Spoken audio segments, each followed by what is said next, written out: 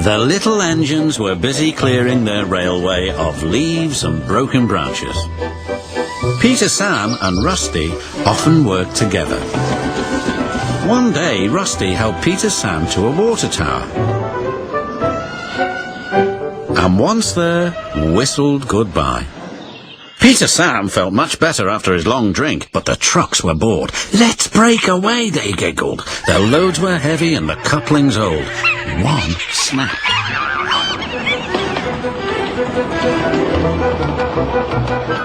"Faster, faster!" shouted the trucks. A sign read, "Slow, steep bends and ravine ahead," but the silly trucks never saw it.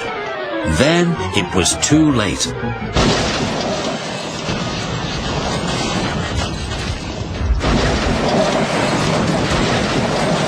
Peter, Sam arrived at the scene of the disaster. His driver sighed.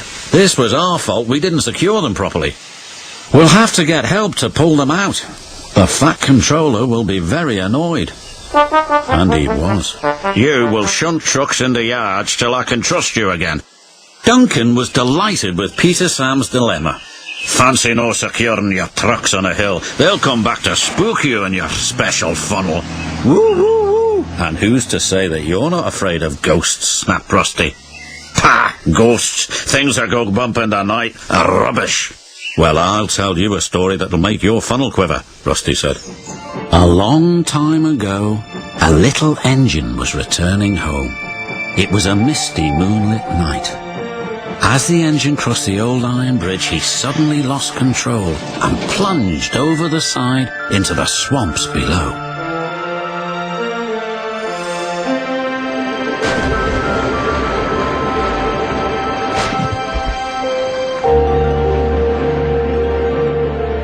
He was never found again. But many a workman will tell you that when the moon is full, they have seen the little engine trying to get home, but he never reaches the other side. "So what do you think of that, Duncan?" "Pah! Nonsense," replied Duncan, and he puffed away. Never mind him, Peter, Sam. He'd be frightened if he really saw a ghost. This gave Peter, Sam's driver an idea. Let's play a trick on Duncan. The next day he spoke to Duncan's driver and fireman, who agreed. "We'll do it tonight," they said. Duncan had to take coal trucks to the slate mines, and then bring slate trucks back. Duncan's driver decided as part of the plan to cross the old iron bridge. "Haunted bridge, pah," snorted Duncan. "It's as tame as a pet rabbit." But all the same, he kept thinking about Rusty's story. When dusk fell, he was keen to leave. "If we don't go now, Scarlet will take my favourite place in the sheds." "We can't go back until we've collected all the trucks," his driver replied. He could see their plan was working because Duncan was nervous. When night fell, they set off. The moon was full, and the mists were rising around the old iron bridge. Duncan whistled, and the sound echoed everywhere.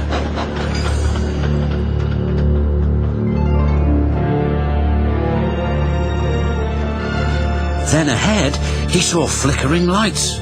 His driver knew they were only little insects that shine brightly at night, but to Duncan, they looked like an engine.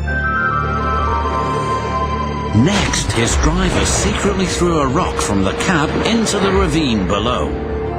"It's the ghost! Take me back, please!"